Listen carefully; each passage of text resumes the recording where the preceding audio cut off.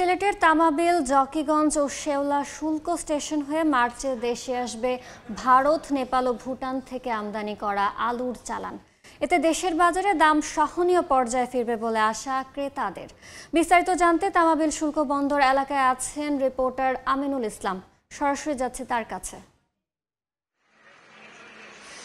দেশের যে 9টি শুল্ক স্টেশন দিয়ে আলুর চালানটি প্রবেশ করবে তার মধ্যে সিলেটে কিন্তু সর্বমোট 3টি শুল্ক স্টেশনকে চিহ্নিত করেছে এনবিআর, এবং এখান থেকে প্রজ্ঞাপনের মাধ্যমে গেজেট আকারে যে উল্লেখযোগ্য শুল্ক বন্দর উল্লেখ করা হয়েছে সেই শুল্ক বন্দরের মধ্যে তামাবিল অন্যতম। এই মুহূর্তে আমরা তামাবিল স্থলবন্দর রয়েছে এবং এবারই প্রথম আসলে তামাবিল স্থলবন্দর দিয়ে ভোগ্য পণ্যের যে সরকারি চালান, বিশেষ করে আলুর যে বড় চালানটি ঢোকার কথা, বিশেষ করে এইদিকে ঢুকবে ভুটানের আলু, পাশাপাশি ভারতের আলু তো রয়েছেই, এছাড়াও নেপাল থেকে আমদানি করা আলুর চালানটি এই তামাবিল স্থলবন্দর হয়ে তারপর দেশের বাজারে প্রবেশ করবে।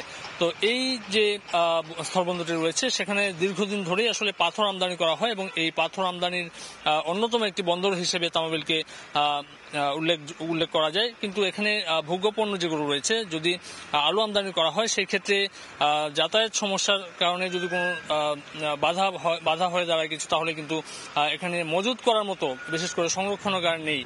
এটি উল্লেখ করছেন এখানকার স্থলবন্দরে যারা কাজ করছেন। তারা বলছেন যে ভোগ্যপণ্যের চালান আসলে সেটিকে দ্রুতই আসলে ঢাকা পর্যন্ত পৌঁছে যাওয়ার ব্যবস্থা করতে হবে, কেননা এখানে মজুত রাখার মতো কোনো সংরক্ষণাগার কিন্তু তৈরি হয়নি।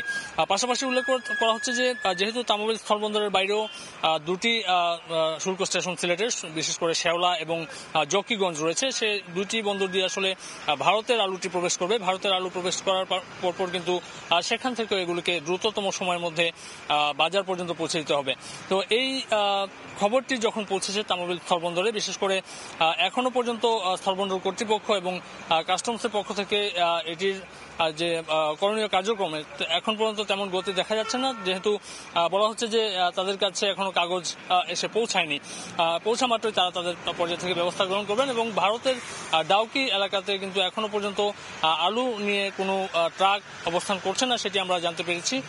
হয়তো যেহেতু আগামী 2 মাস সময় রয়েছে, সেই 2 মাস সময়ের মধ্যে এই আলুর চালানটি প্রবেশ করার কথা রয়েছে। তো সেই অনুযায়ী হয়তো যখনই আসলে সময় নিকটে আসবে হয়তো এই প্রস্তুতিটা সম্পন্ন করা হবে। তো এই ছিল আসলে সিলেটের তামাবিল স্থলবন্দর থেকে আমার কাছে সর্বশেষ। সরাসরি যুক্ত ছিলাম তামাবিল স্থলবন্দরে।